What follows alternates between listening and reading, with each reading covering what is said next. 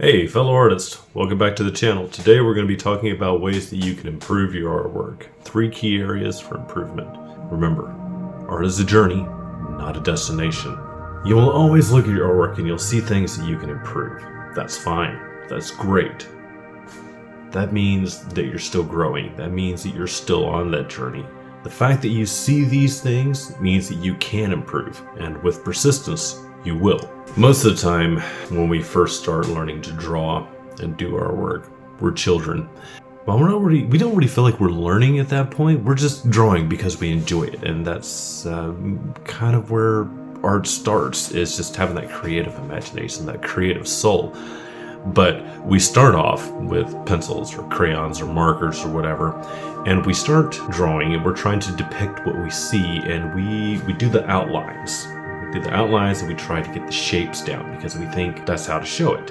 And then later we begin putting color in there, and because things have color, they have shape and they have color. And that's where a lot of people stop. And what really helped me was when I learned to start applying how light affects what we're looking at. You need to learn to draw shapes. Then you need to learn to apply how light works on those shapes. When you apply how light affects an object, when you apply that to a shape, that shape then becomes a volume. So let's explore 3 main ways that you can improve your artwork. As far as I can tell, regardless of your style or medium, if you're doing abstract, some of this will still apply to you. If you're doing charcoal, a lot of it will still apply to you. Realism, minimalism, modernism, doesn't really matter. This is a high-level overview of things that you can work on to improve your artwork. 3 main areas: physical, visual/mental, and technical. Talk about them in order.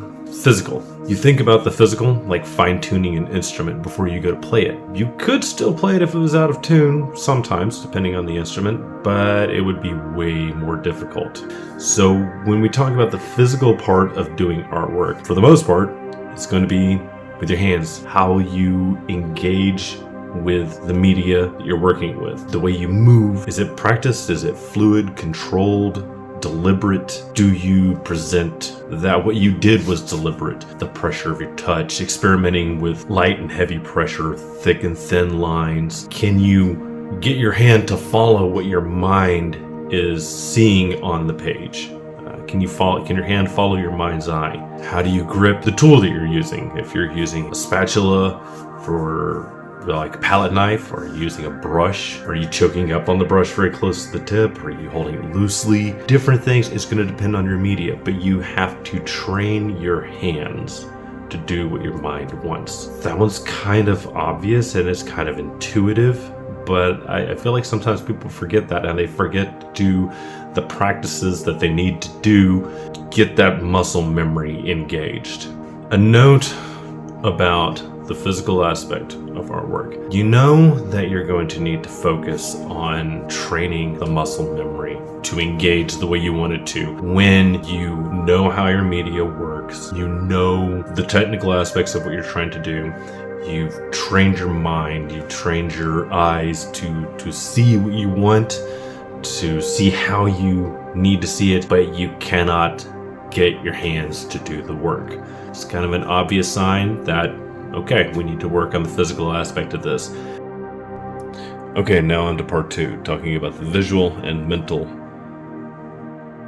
The visual and mental side of art. Color awareness. To actually see the color that is there.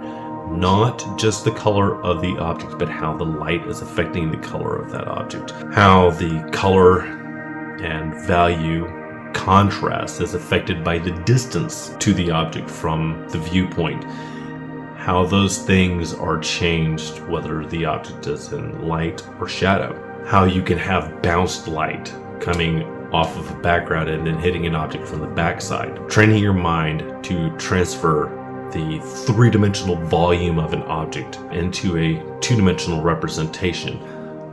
You have to train your eye to look at an object in the world, see the colors, see the shadows, see the effect of light, see the volume, see the 3-dimensional shape, the planes of it, and at the same time be able to flip that, push that three-dimensionality back and bring it back to a two-dimensional at the same time. If you can see it that way while you're looking at it, while you're observing it and studying it, and flip it into a two-dimensional image in your mind's eye, then when you go to the canvas or whatever you're working with, it will be a lot easier and a lot faster.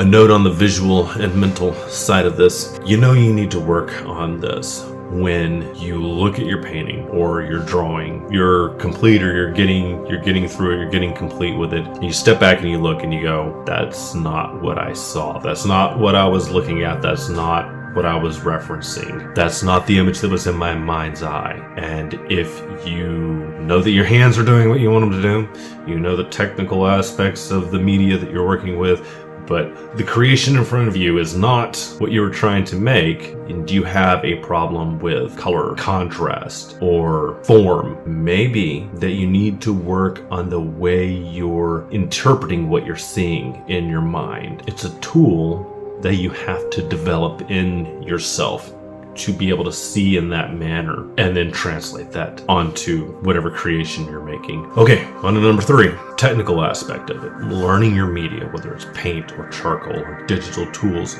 Every medium has its quirks that are all different things that you have to learn. Mixing and blending. Can you mix the colors correctly to get what you want? Are there weird aspects like black paint is actually blue by its very nature? Surface preparation. How do you need to prepare your surface? Finishing your pieces. Do you need to seal it down? Do you need to apply a fixative? How do you properly frame your piece? How do you properly size your pieces? All those are technical aspects of your work. You generally have to have a minimal amount of technical knowledge to even begin doing your artwork, to even start at all. However, you think that you have enough knowledge and you merely go on about your way. I think when you are developing art that you would like to display, to view for yourself or for other people to view, that is when you're going to really need to understand the technical aspects of the artwork that you're doing, because you don't want a work going out that is not up to the standard that it should be, especially if you're trying to sell it, market it, put it in a gallery, things like that. You really need to have your technical aspects down at that point. If you're just in the process of practicing, you're in the process of learning, most of the time the technical aspects don't matter a whole lot. There are a few things that you need to know, but those are case by case dependent. What is your medium? What is your art style? But for the most part, most of the technical aspects can be left until you're ready to start, until you've got most of the mental, visual part down, you've got the physical skill down. When you've got those things down to the point where you're ready to start creating works to be viewed, you need to have the technical aspects, especially aspects of preparing and finishing. And you've already worked on the mid part. So those are the 3 things that you need, 3 high-level overview areas that you should look at when you're looking at improving your art.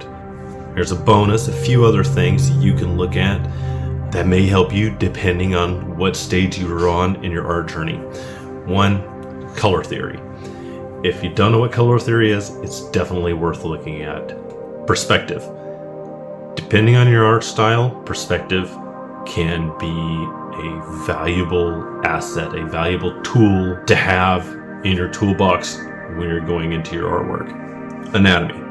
If you are depicting humans, animals, plants, I would dare say you could even say the anatomy of a vehicle or a building, but study your anatomy, especially anything that has muscles under the surface. Understanding the anatomy, understanding its skeletal system, and the musculature and everything that's beneath the surface will help you more accurately and more convincingly portray what you're actually trying to show the viewer. Number 4, composition.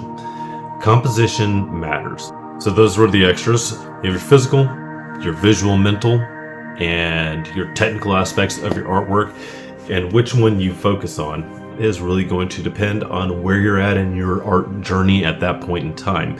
And you're going to want to try to keep all 3 of those balanced, but you're generally only going to be able to work on one at any given point in time.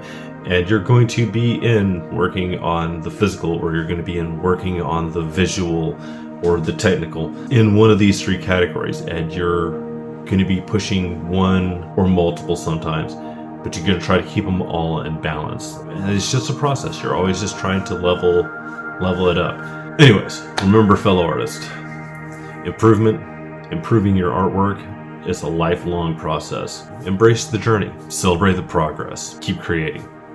Anyways, thank you for watching, and until next time, happy creating. If you're finding this video helpful, please hit that like, subscribe button, and hey, if you want to support my art journey, check out my GoFundMe campaign. Links below. Every little bit helps.